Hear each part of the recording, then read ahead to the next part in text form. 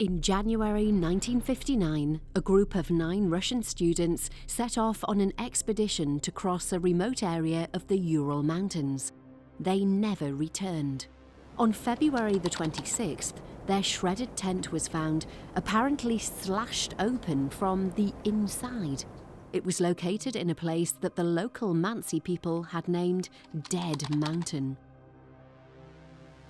Sure enough, over the next few months, the bodies of all the students were found scattered nearby.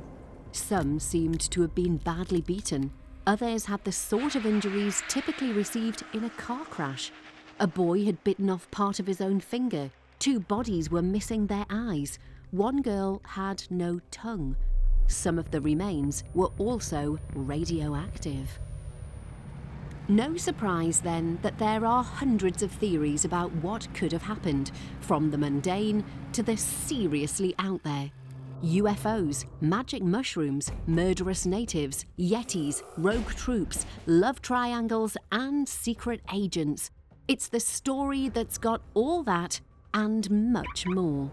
So, grab some warm clothing and hunker in as I examine some of the wilder theories, suggest a few of my own, and use the photographs and diary entries of the dead themselves to try and make sense of the mystery of the Dyatlov Pass.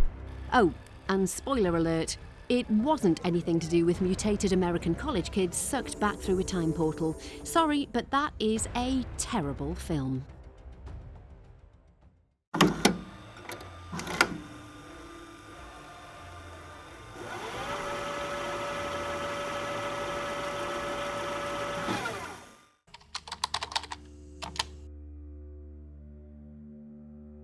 In the Soviet Union of the 1950s, students routinely undertook tough expeditions, a mix of sport, science, and spreading the good word of Soviet brotherhood through lectures to the locals. All those who arrived at the village of Vizhay on January the 23rd were fit, strong, and experienced hikers and skiers. Their ages ranged from 20 to 24, plus 1 older man. All but he were students or recent graduates of Ural Polytechnical Institute in Sverdlovsk, now called Yekaterinburg. They were led by 23-year-old Igor Dyatlov. The planned route was a tough one, graded as the hardest Category 3, hiking and skiing over remote mountain terrain where temperatures could fall to minus 50 degrees Fahrenheit. Though Dyatlov had completed 3 treks that were graded at the same level, this would be his first winter expedition as leader.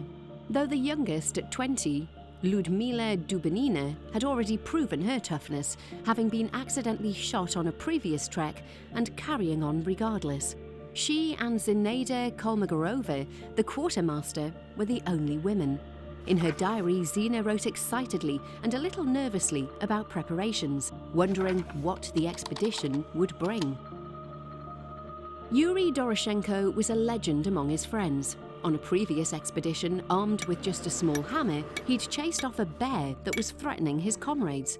Yuri Krivonoshenko was a joker who'd already gotten himself arrested on the journey, forcing the whole group to talk the fearsome Russian police into letting him go. Most of them had been on expeditions together before and were friends.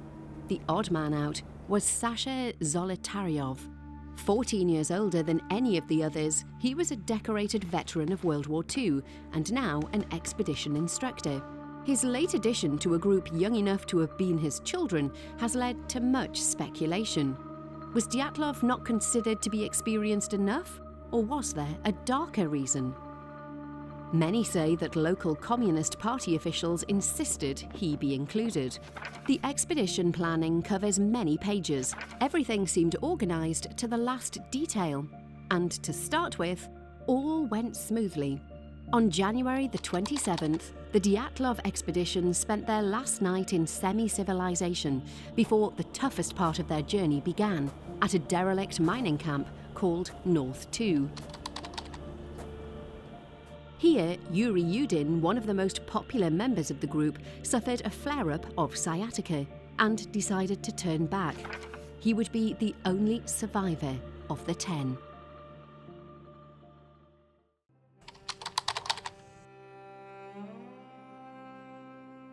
Dyatlov's plan was for them to be back at the village of Vishay no later than February the 12th, from where he'd sent a telegram to the sports club back home. But no telegram arrived, and no other trace of the 9 hikers could be found. It wasn't until February the 26th that the ruined tent was located on the slopes of Kholat Shiakal, or Dead Mountain.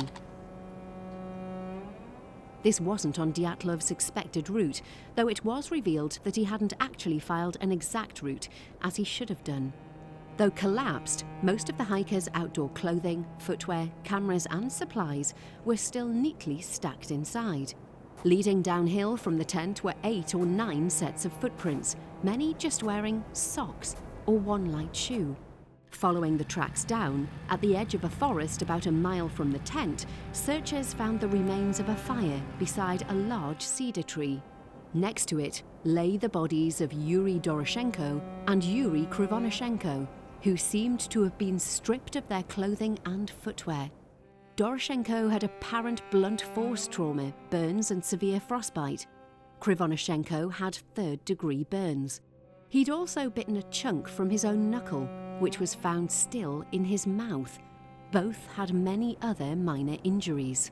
Tracking back up towards the tent, searchers soon found expedition leader Igor Dyatlov, better clothed than the other bodies, but still with many cuts and abrasions around his hands, legs and face.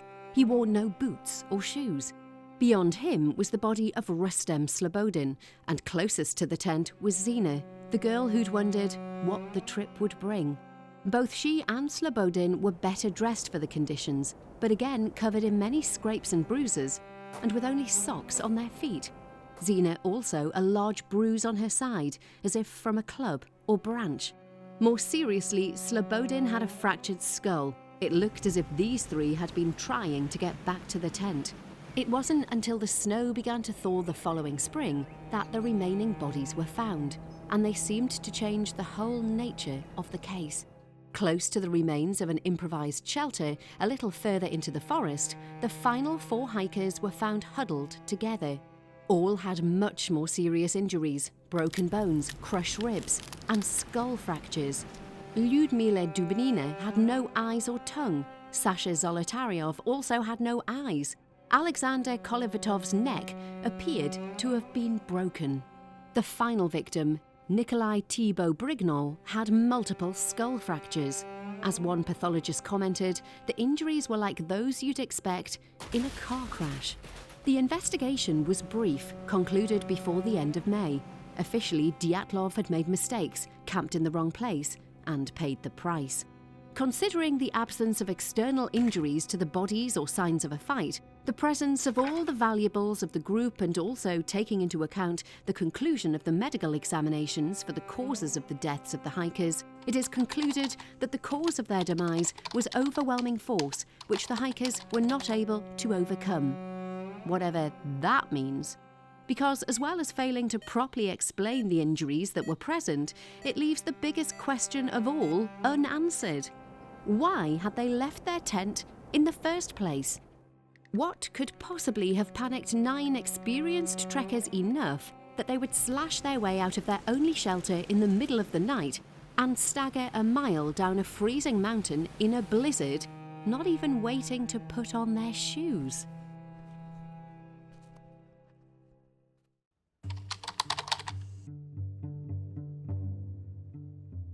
The reason the group left their tent is the key factor that could explain everything that followed. There's no denying it was in a bad position, because Igor Dyatlov had made mistakes. The diaries show they'd made poor progress over the previous couple of days, fighting bad weather that had forced them to retreat from the mountain to a more sheltered spot by the Ospia River. Diary entries from Dyatlov himself talk of tiredness and exhaustion. On February the 1st, even though they'd left a cache of surplus equipment to try the journey easier, they covered only 2.5 miles, and not in the direction they should have been going. One of the final photographs they took shows them digging in for the night. Then, in the early hours of February the 2nd, something happened. The most obvious explanation is that in an exposed position low down on the mountain, they were hit by an avalanche. That could explain many of the injuries received. But in the words of one of the search team, what hit the tent in the night seems to be very similar to an avalanche, but there was not even a trace. The final photograph that shows them setting up the tent shows a ski pole and ski. A later image taken by investigators shows the same ski pole and ski still standing. How could that be if an avalanche had rolled through? So, what is like an avalanche, but not one? An entry in the group diary that day, probably by Dyatlov himself, talks of a warm wind like a jet taking off, which might be a rare phenomenon known as a falling or katabatic wind. This could later have hit them without warning and would have destroyed the tent in seconds if dramatic action wasn't taken. The solution would be to collapse it for protection and escape to temporary shelter. And there were signs of the snow nearby being eroded by exceptional wind strengths. But if they were trying to protect the tent, why would they cut it to pieces in the escape? Some researchers have also seriously considered the possibility that one or more reindeer could have blundered into the tent, which isn't as weird as it sounds. An adult reindeer weighs anything up to 450 pounds and could easily have caused the crush injuries that some of the team had suffered. Bears are also known to be active in the area, even in February, and could have caused similar injuries and panic. Yet, if those injuries had happened before death, some of the most badly hurt would have died within 20 minutes. So, if they were hurt in the tent, how did they manage to walk over a mile down a mountain? Theories such as a lightning strike or problems with the stove driving them from the tent have also been suggested. But these were experienced, hardened trekkers who'd faced bears and stray bullets on previous treks. They wouldn't have panicked even when faced with serious problems. They would know that abandoning the tent in strong winds and temperatures of around -13 Fahrenheit could be lethal. Only the most extreme emergency could have made them leave voluntarily. So, were they forced to leave?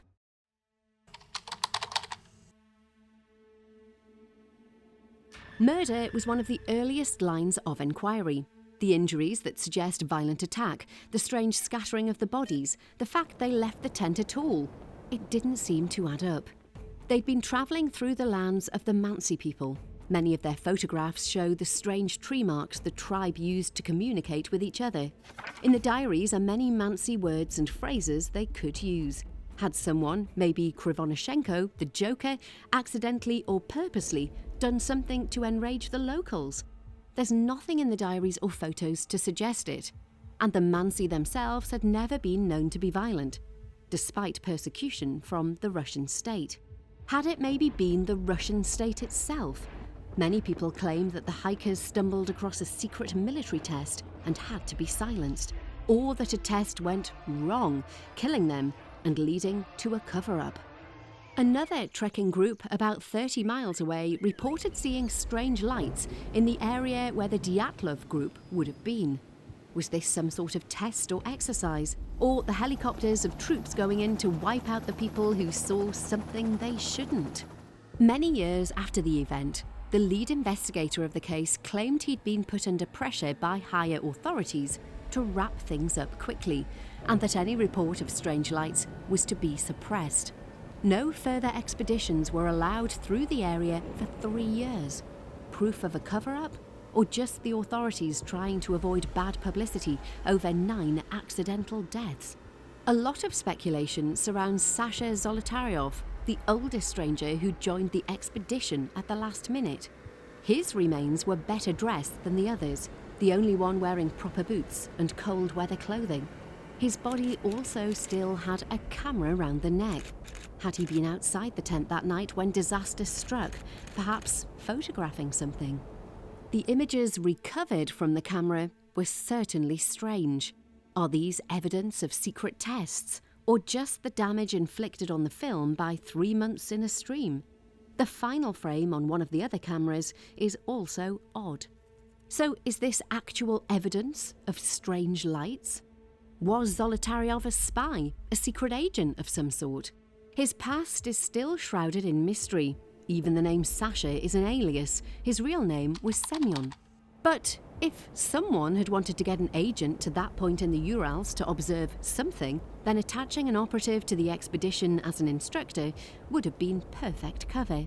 Maybe other forces discovered he was spying, eliminating him and the rest of the group too. Though in that case, why did they leave the evidence hanging round the man's neck? Lights in the sky also naturally lead to the theory of UFO activities. It's often said the bodies were radioactive and a strange colour. And there was radioactivity present, but at least 2 of the hikers had worked in nuclear research stations, and the radioactive traces seemed to be on clothes taken from their bodies. The strange colour of the bodies was likely natural rather than some sort of an alien death ray. And anyway, why would aliens want to torture some random hikers? One other theory we can probably dismiss straight away is that Dyatlov and his comrades were killed by a Yeti. That's based on a photograph taken by the group and a diary entry that talks about proving Yetis are real.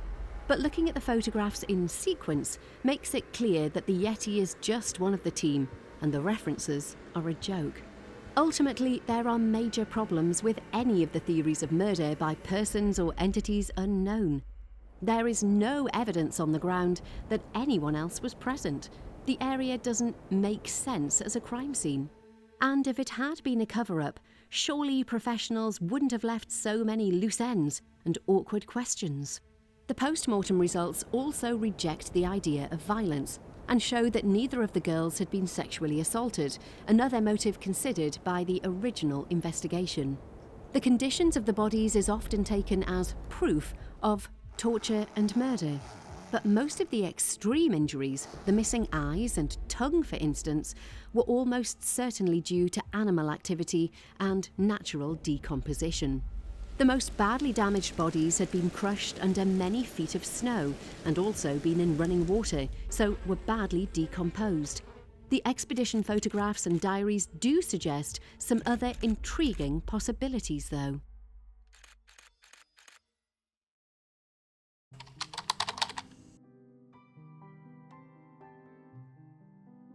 Does this photograph show Sasha Zolotaryov arguing with Dyatlov, perhaps insisting that they take a better route than planned? One that led to the camp on Dead Mountain, where he'd wanted to go all along? Or is it just an experienced guide gently trying to advise his less experienced and stressed out boss? The diary entries show that the other members of the group were wary of the older man at first, but that he soon won them over. The girls in particular seemed to find him easygoing and funny. The diaries offer other revelations too, because it appears Yuri and Zina had once been a couple, falling in love during the previous expedition where Yuri fought off a bear. But Yuri had broken her heart by ending things. She wrote to a friend, "This is going to be a very hard trip for me. I think I can treat him like everyone else, but it is going to be difficult because I love him." To complicate things even further, among Igor Dyatlov's possessions was a picture of Zina. If they had a thing going at any point, they'd kept it very secret. Was Igor jealous of former boyfriend Yuri Doroshenko? Or was the charming, gold-toothed Zolotaryov getting a little too friendly with Zina for his liking? And there was more tension among the group. Ludia, the only other girl, wrote in her diary at one point, "Mood is bad. Evil as hell." On their last night alive, she refused to join the group as they celebrated Zolotaryov's birthday. Perhaps more evidence he was getting too close to Zina? And if the Dyatlov expedition wasn't quite the friendly band of comrades they seemed, what if the violence was among the group themselves? An argument in the tent that led to it being destroyed, leaving them in different parts of the forest, fighting each other. Perhaps what this photo actually shows is that tension beginning to bubble. There could also be other explanations for violence breaking out among them. Hypothermia can cause confusion, hallucinations, and strange behaviour, such as paradoxical undressing, where people will start to remove clothing even though they are freezing to death. In an impossible situation and facing imminent death, who knows what other irrational behaviour could have overtaken Dyatlov's team? But, as with the murder theories, the evidence suggests otherwise. There is logic to what happened in the forest, it looks like people were thinking rationally and fighting to survive, protecting the most injured and treating those who died first with what respect they could. Such compassion may rule out many other theories too. A lot of people speculate that the Dyatlov group were somehow mentally incapacitated, whether that be through dodgy vodka, carbon monoxide poisoning, or, my personal favourite, that a local Mansi shaman dosed them with magic mushrooms in revenge for them stealing sacred objects from a shrine. The little toxicology that was done at the time showed no evidence of anything out of the ordinary, so, like every other theory.